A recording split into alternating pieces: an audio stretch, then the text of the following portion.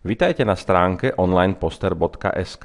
V tomto krátkom inštruktážnom videu si ukážeme, ako si môžete objednať jeden z našich produktov. V tomto prípade budeme hovoriť o fotke na plátno. Dobrým a vhodným predpokladom je, pokiaľ ste sa na stránke zaregistrovali a máte vytvorený svoj účet. V tomto okamžiku som prihlásený.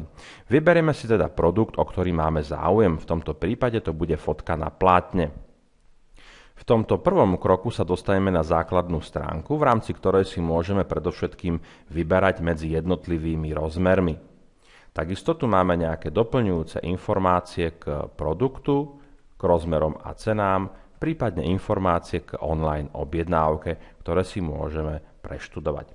V prípade, že vieme a máme pripravený nejaký obrázok, z ktorého by sme chceli urobiť fotku na plátne, rozhodneme sa pokračovať do ďalšieho kroku. V tomto prípade sme sa rozhodli pre fotografiu s formátom 30 na 20 cm v cene 9,90. Klikneme na tlačítko Objednať teraz. V tomto okamžiku sa dostaneme k výberu obrázka. Vyberieme si teda fotografiu, o ktorú máme záujem. Obrázok sa nám nahrá. V ďalšom kroku sme sa dostali na stránku, ktorá nám umožňuje základné editovanie obrázka. Funkcie, ktoré na stránke vidíme, sú veľmi podobné k bežným editorom fotografií.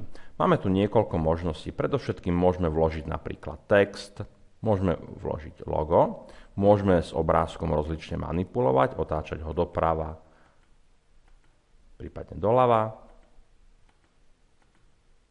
Takisto ho môžeme prevracať zvislo alebo vodorovne. Môžeme vložiť nejaký efekt, prípadne môžeme otočiť výber. To znamená, že v rámci fotografie môžeme pracovať s výrezom.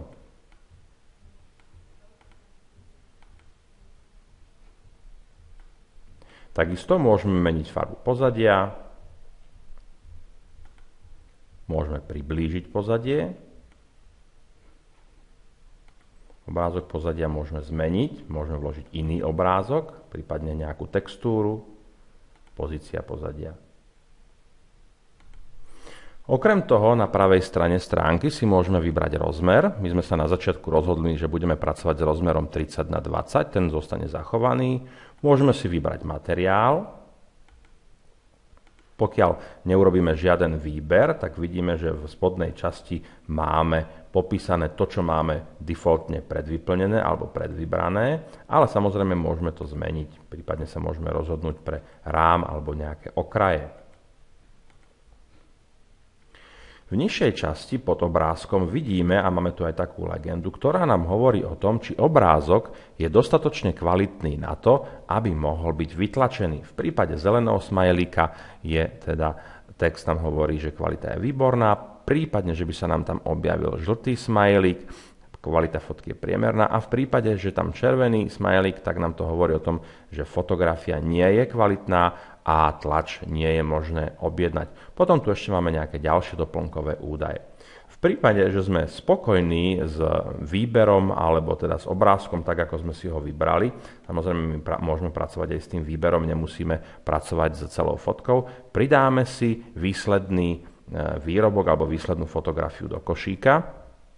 V tomto kroku sme sa dostali do klasického nákupného procesu, v rámci ktorého si môžeme editovať prvky, ktoré máme v nákupnom košíku. V tomto okamžiku by som chcel zdôrazniť dve veci. Prvá možnosť je, že môžeme v rámci košíka zakliknúť buď expresné vyhotovenie, pokiaľ o ňo máme záujem, samozrejme je tu nejaký príplatok, alebo sa môžeme pozrieť na náhľad nášho finálneho výtvoru.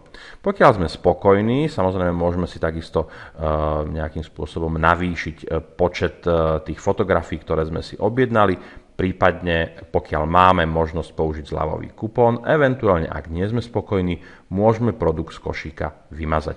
Potom už pokračujeme štandardným spôsobom ako v každom e-shope, presunieme sa k dodacím údajom, doprave a platbe a v závere potvrdíme súhrn objednávky. V tomto okamžiku je to všetko, verím, že video bolo pre vás prínosné a tešíme sa, že budete nakupovať u nás.